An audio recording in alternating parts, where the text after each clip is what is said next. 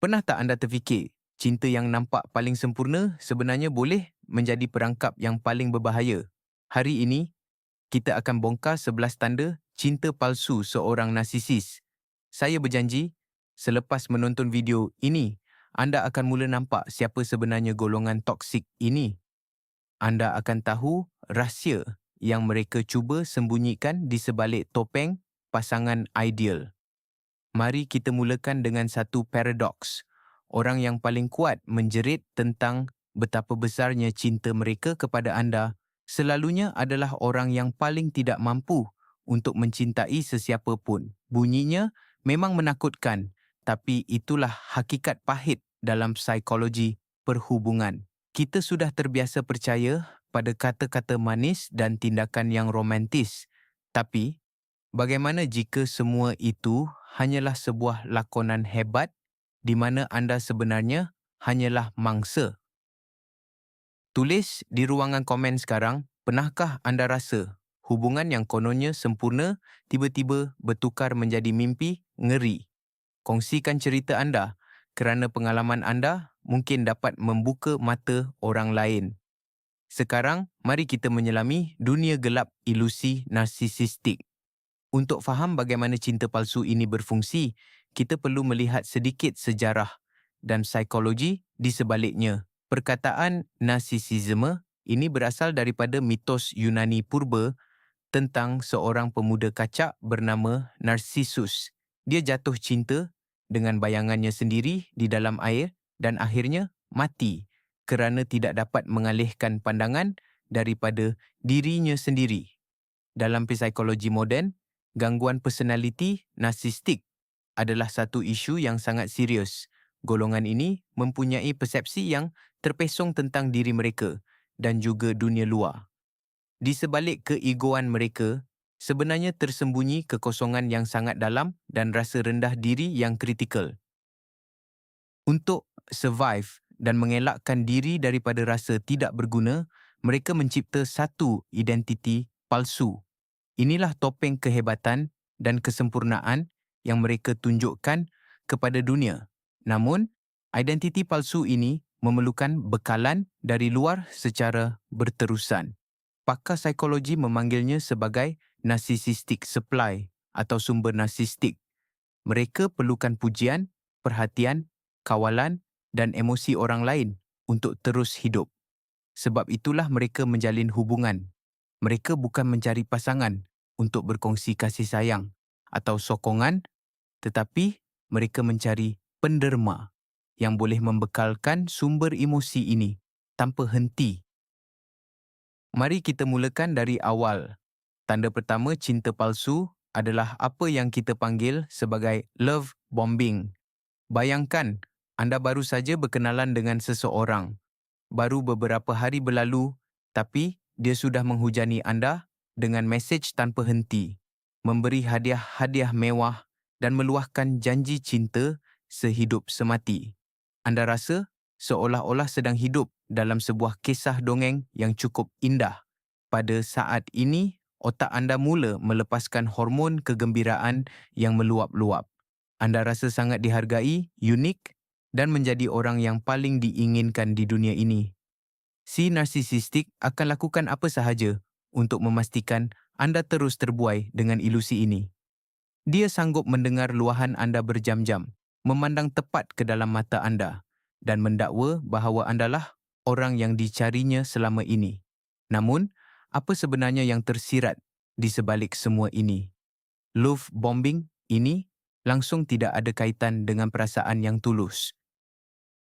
Ia sebenarnya hanyalah satu strategi licik yang dirancang rapi untuk menjerat dan mengawal anda.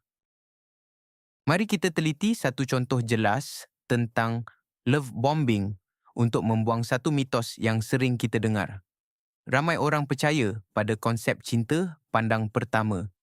Kita selalu fikir bahawa kegairahan yang datang secara tiba-tiba dan luar biasa itu adalah tanda cinta sejati.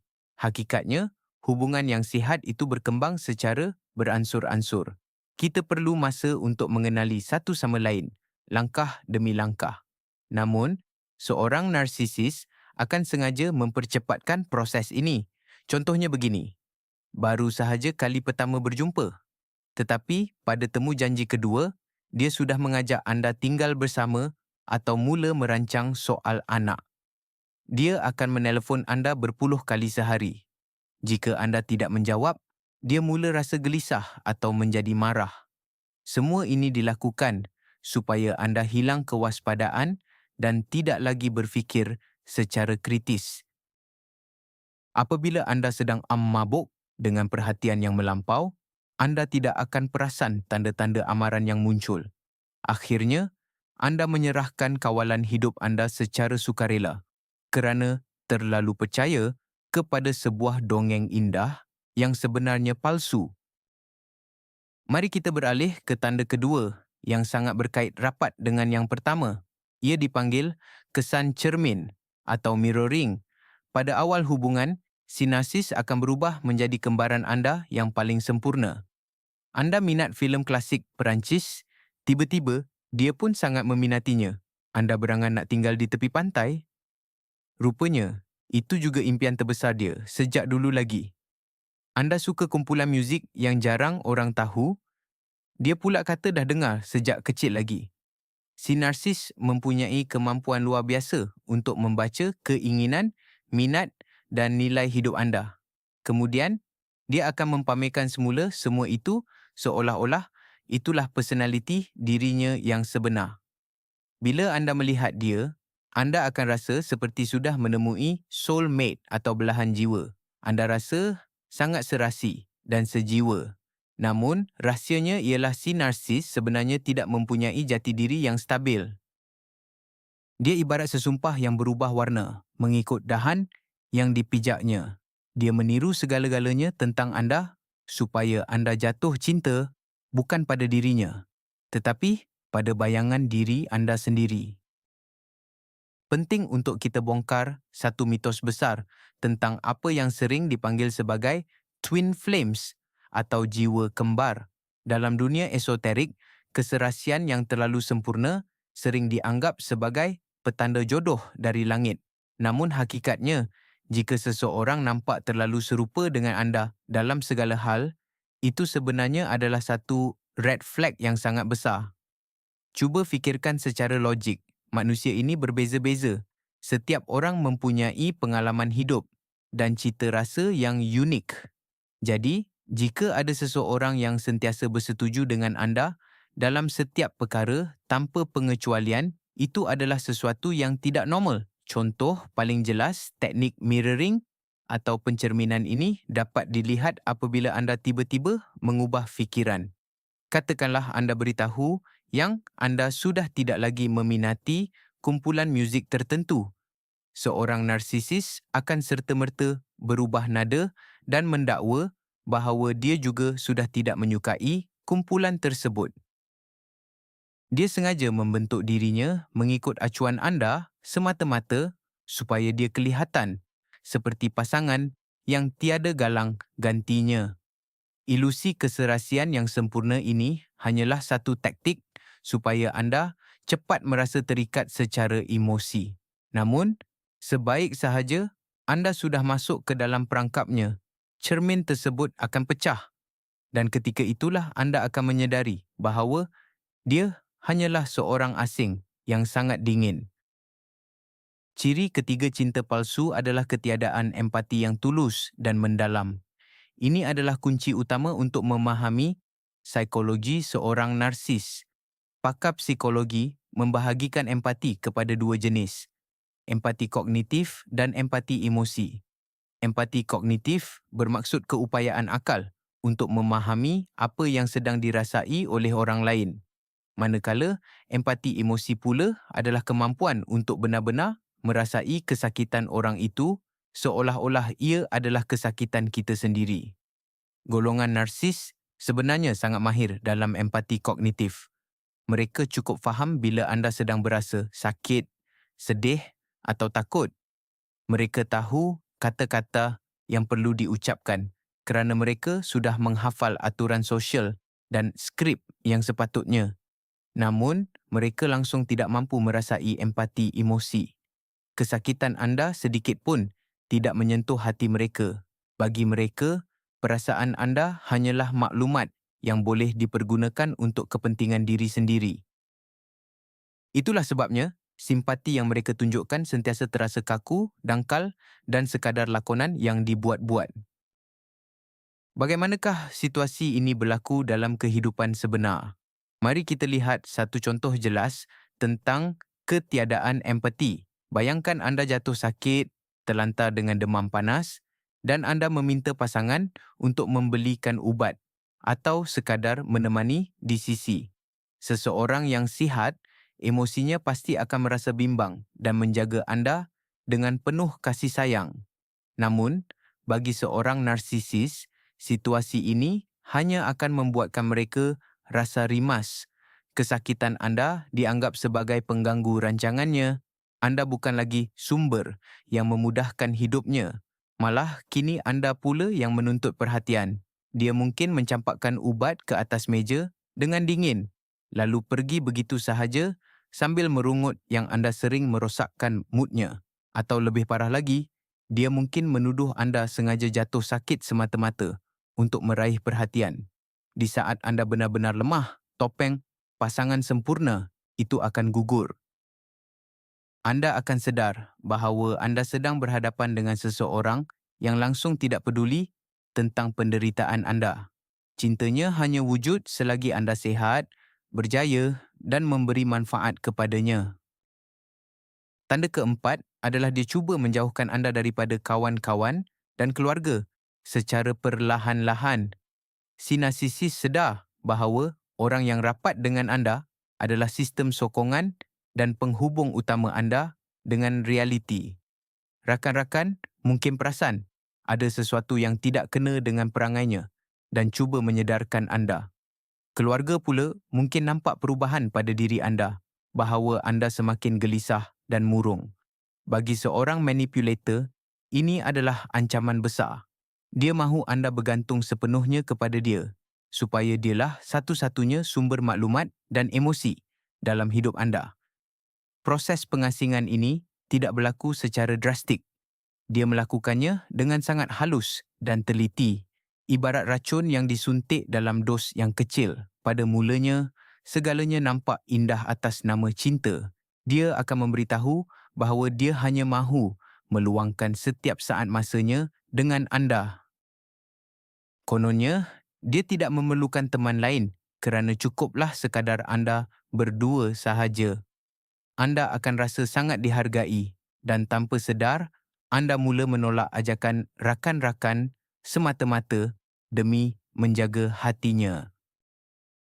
Mari kita lihat bagaimana seorang narsis merosakkan hubungan sosial anda.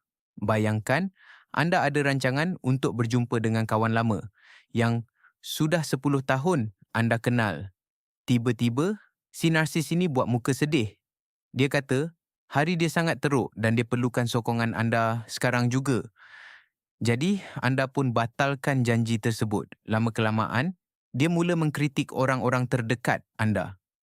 Dia akan beri komen sinis, kononnya ibu anda terlalu mengongkong, atau kawan baik anda sebenarnya menyimpan perasaan dengki. Dia sengaja menanam rasa ragu-ragu dalam fikiran anda. Ada satu mitos yang perlu kita perbetulkan. Kononnya, kalau pasangan cemburu dengan kawan-kawan kita, itu tandanya dia sangat sayangkan kita. Hakikatnya, itu bukan cinta. Itu adalah keinginan untuk mengawal anda sepenuhnya. Akhirnya, anda akan terperangkap dalam kekosongan. Anda tidak ada tempat untuk meminta tolong dan tidak ada sesiapa untuk mengesahkan apa yang anda rasa. Bila anda sudah benar-benar terasing, si narsis boleh membentuk dan memanipulasi anda sesuka hati mereka. Ciri kelima cinta palsu adalah apa yang dipanggil sebagai future faking atau janji masa depan palsu. Ini adalah taktik kegemaran golongan narsisistik untuk mengikat anda dalam hubungan. Mereka ini memang pakar dalam menjual impian kosong. Si narsis akan menjanjikan masa depan yang luar biasa indah seolah-olah dalam cerita dongeng. Dia akan bercerita secara terperinci tentang majlis perkahwinan yang mewah, rumah idaman di tepi pantai, hinggalah ke nama anak-anak anda nanti. Dia tahu apa yang anda dambakan dan dia akan katakan tepat apa yang anda ingin dengar. Jika anda impikan pengembaraan, dia akan merancang pelayaran dunia bersama anda. Jika anda mahukan ketenangan keluarga, dia akan melukis gambaran rumah yang sangat damai. Akhirnya, anda mula hidup dalam harapan tersebut. Minda anda berpaut pada bayangan indah itu sehingga anda sanggup bersabar dengan segala layanan buruk dan sikap dinginnya sekarang. Anda sanggup bertahan semata-mata demi masa depan indah yang dia janjikan. Namun hakikatnya, masa depan itu tidak akan pernah menjadi kenyataan. Bayangkan betapa liciknya taktik manipulasi ini melalui satu situasi. Hubungan korang dah mula terasa toksik. Pasangan narsistik, korang mula berkasar, selalu hilang waktu malam tanpa kabar dan asyik merendah-rendahkan harga diri korang. Akhirnya, korang kumpul kekuatan dan nekat untuk tinggalkan dia. Tapi tiba-tiba, keajaiban berlaku. Dia melutut di depan korang, bagi cincin dan berkata, "Sayang, sebenarnya saya tengah tempah tiket ke Paris sebab nak lamar awak dekat sana. Saya baru sedar yang saya nak bina hidup dan ada anak dengan awak." Hati korang pun cair, korang maafkan dia dan pilih untuk kekal. Namun, seminggu kemudian, tiket ke Paris itu tiba-tiba dibatalkan atas alasan masalah kerja yang tak masuk akal. Bila korang cuba sebut pasal anak, dia terus melenting atau mengelak. Ramai yang akan berfikir, mungkin dia cuma tak dapat tepati janji sebab keadaan. Tapi hakikatnya, dia memang tak pernah berniat pun nak buat semua tu. Janji manis tentang masa depan ini hanyalah rasuah kata-kata supaya korang tak terlepas dari genggaman dia. Dia sebenarnya sedang memancing masa dan tenaga korang dengan menggunakan janji-janji palsu. Ciri keenam cinta toksik ialah triangulasi. Kedengarannya mungkin agak teknikal, tetapi maksud di sebaliknya cukup ringkas dan menyakitkan. Triangulasi berlaku apabila seseorang sengaja membawa masuk pihak ketiga ke dalam hubungan anda. Seorang narsisis sangat dahagakan perhatian. Mereka mahu melihat orang lain berebut untuk mendapatkan cinta mereka. Kerana ini membuatkan mereka rasa lebih berkuasa dan penting. Mereka sengaja mencipta situasi yang akan membuatkan anda rasa tidak selamat, cemburu, malah mula meragui kecantikan atau nilai diri anda sendiri. Pihak ketiga ini boleh jadi sesiapa sahaja. Mungkin bekas kekasih yang masih dilayan dengan begitu mesra atau rakan sekerja yang sering sangat disebut-sebut namanya. Malah, ia boleh jadi sekadar seorang pelayan kafe yang dia sengaja ajak bermesra atau flirt tepat di depan mata anda. Dia membina sebuah segitiga honeymoon di mana anda sentiasa dalam keadaan gelisah dan terpaksa bersaing. Akhirnya, anda akan bermati-matian melakukan apa sahaja demi membuktikan bahawa andalah yang terbaik berbanding pesaing tersebut. Taktik triangulasi ni selalunya berkesan sangat sampai mangsa tak sedar pun apa yang tengah berlaku. Bayangkan korang tengah lepak santai di rumah. Tiba-tiba dia dapat mesej. Dia tersenyum penuh rahsia masa baca mesej tu. Bila korang tanya, dengan selamba dia jawab, "Oh, ni bekas teman wanita I message. Dia tengah ada masalah. I sorang je yang boleh tolong dia." Kalau korang mula rasa nak marah, sekelip mata dia akan pusingkan keadaan. Dia akan kata, "You ni paranoid sangat lah. Cemburu buta. I tak boleh ada kawan langsung ke?" Ada mitos yang kata, cemburu tu tanda sayang. Tapi sebenarnya, seorang narsisis sengaja cetuskan rasa cemburu tu semata-mata nak pancing emosi korang.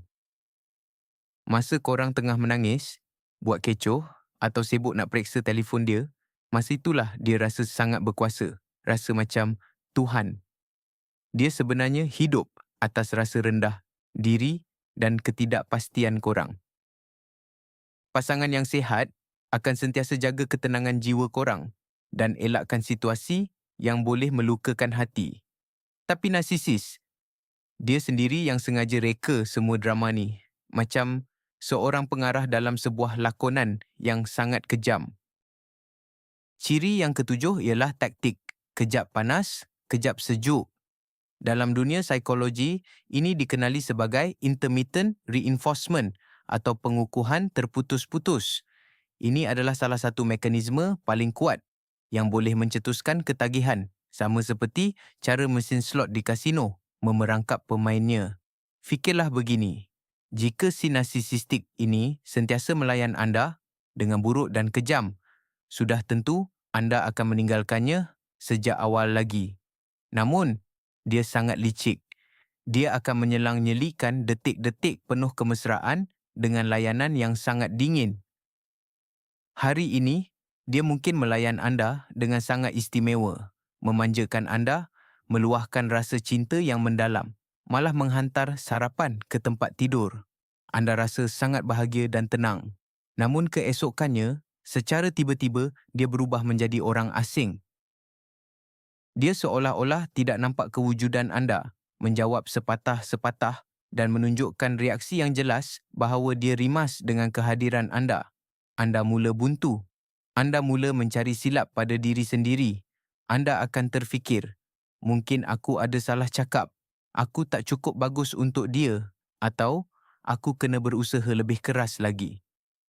Tanpa anda sedari, permainan emosi ini sedang menghancurkan kesihatan mental anda sehingga ke tahap yang paling parah. Jom kita tengok macam mana taktik kejap panas, kejap sejuk ni berlaku dalam situasi sebenar.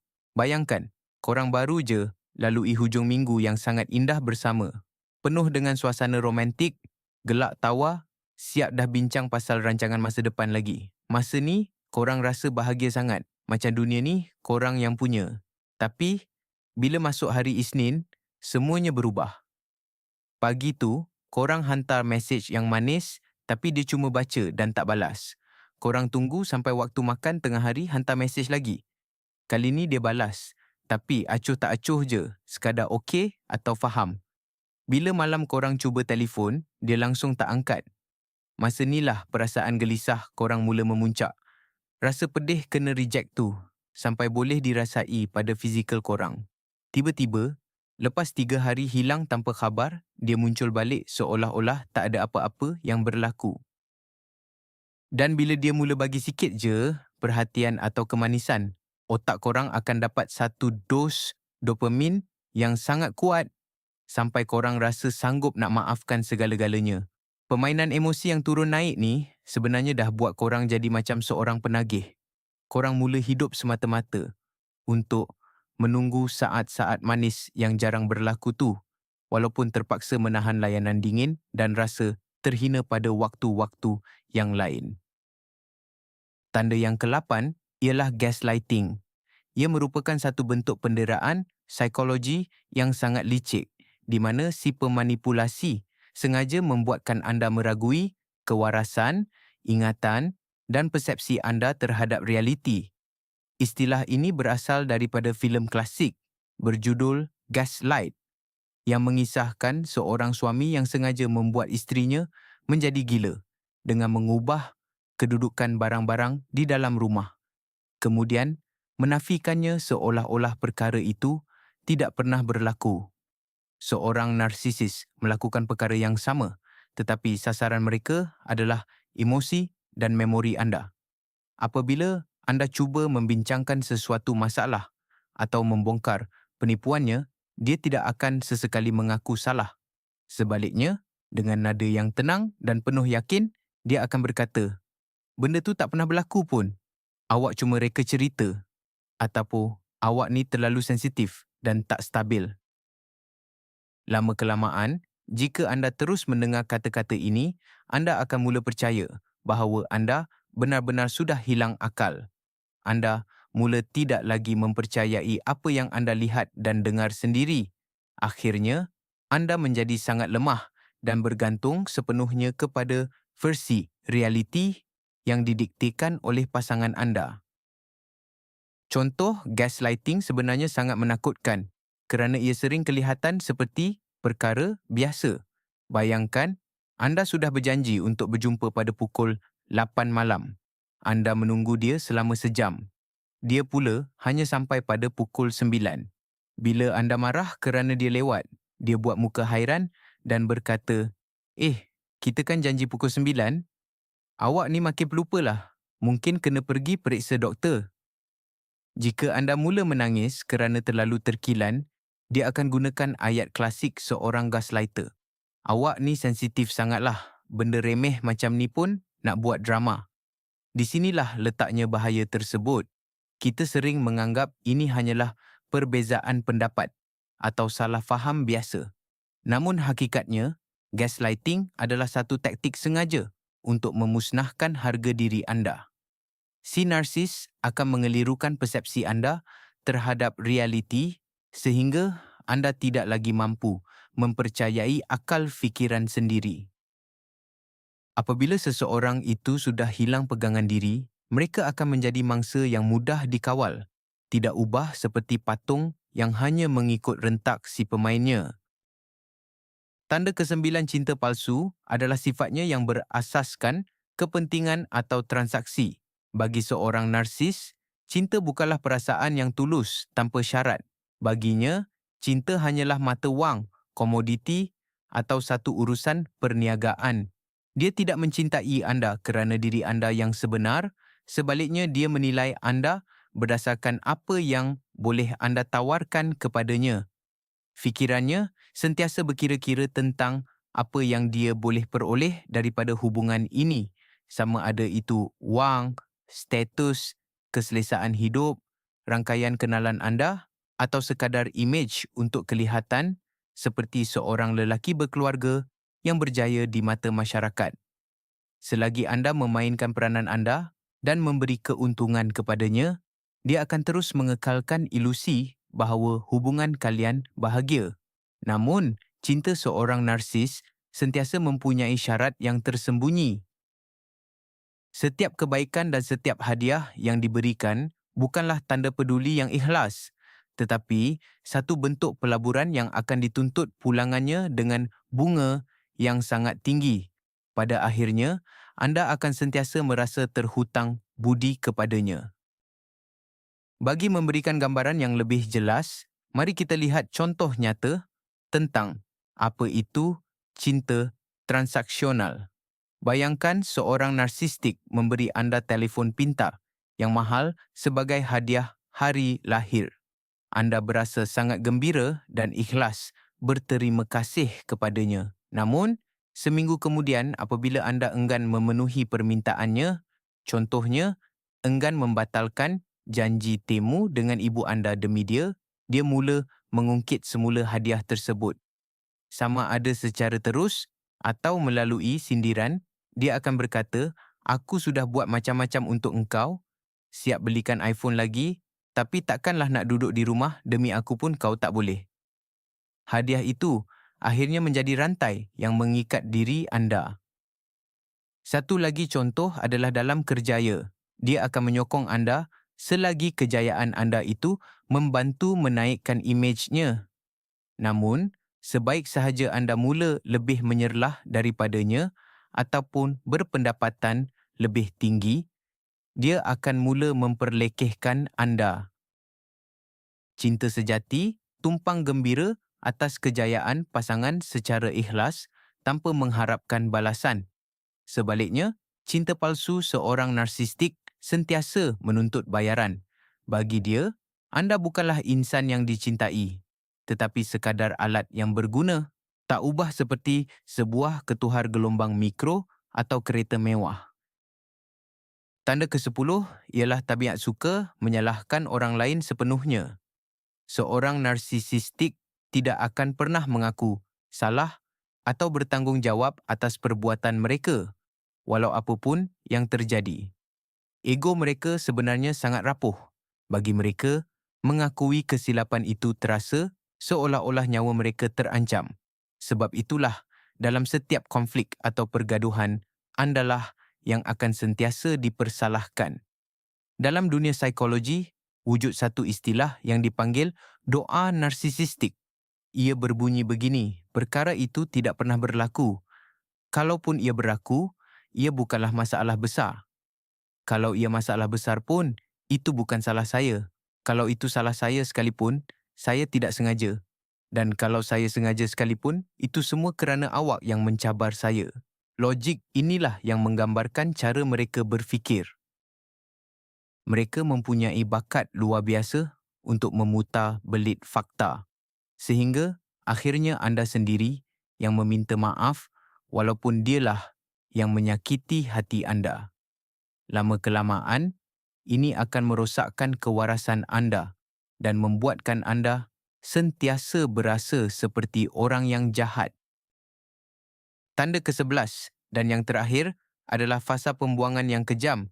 Inilah peringkat paling menakutkan yang membuktikan bahawa segala yang anda lalui selama ini hanyalah ilusi semata-mata. Lambat laun, seorang narsisis akan memerah emosi mangsanya sehingga kering. Apabila anda sudah keletihan secara mental, jatuh sakit, kehilangan rakan-rakan dan tidak lagi mampu memberikan apa yang dia mahukan, dia akan membuang anda begitu sahaja. Dia melakukannya dengan mendadak, tanpa belas kasihan dan selalunya tanpa sebarang penjelasan. Baru semalam dia bersumpah setia mencintai anda. Namun hari ini dia mengemas barang dan pergi kepada mangsa baharu yang lebih segar, yang sebenarnya sudah pun dia sediakan di belakang anda. Mari kita hapuskan mitos terakhir ini. Ramai mangsa berfikir jika mereka berusaha lebih keras, hubungan itu pasti dapat diselamatkan. Hakikatnya, itu tidak benar. Pengakhiran ini sudah pun ditentukan sejak hari pertama lagi. Seorang narsisis tidak akan pernah berasa puas. Lubang hitam di dalam jiwanya tidak akan pernah dapat diisi. Cara dia menyingkirkan anda daripada hidupnya dengan begitu mudah dan dingin adalah bukti nyata bahawa dia tidak pernah mencintai anda walau sesaat pun. Sebagai kesimpulan, kita harus berhadapan dengan satu kebenaran yang pahit namun sangat penting. Cinta palsu daripada seorang narsisistik sebenarnya hanyalah sebuah perangkap yang telah disusun dengan rapi. Satu penemuan yang mungkin sukar dipercayai adalah segala cinta luar biasa yang anda rasakan di awal hubungan dahulu hanyalah pantulan daripada cahaya diri anda sendiri. Si narsisistik tidak memberikan apa-apa. Dia hanya meniru kemampuan anda untuk mencintai dan memulangkannya kembali kepada anda. Sikap dingin, pengkhianatan dan kekejaman mereka di pengakhirannya bukanlah salah anda. Itu adalah manifestasi daripada kekosongan jiwa dan gangguan personaliti mereka yang mendalam. Anda tidak akan mampu merawat mereka dengan cinta anda kerana mustahil untuk memenuhkan tempayan yang tidak mempunyai dasar. Memahami ke-11 tanda ini adalah langkah pertama anda menuju kebebasan dan kesembuhan. Jika anda melihat situasi anda dalam penjelasan ini, jangan sesekali takut untuk mendapatkan bantuan dan melangkah pergi.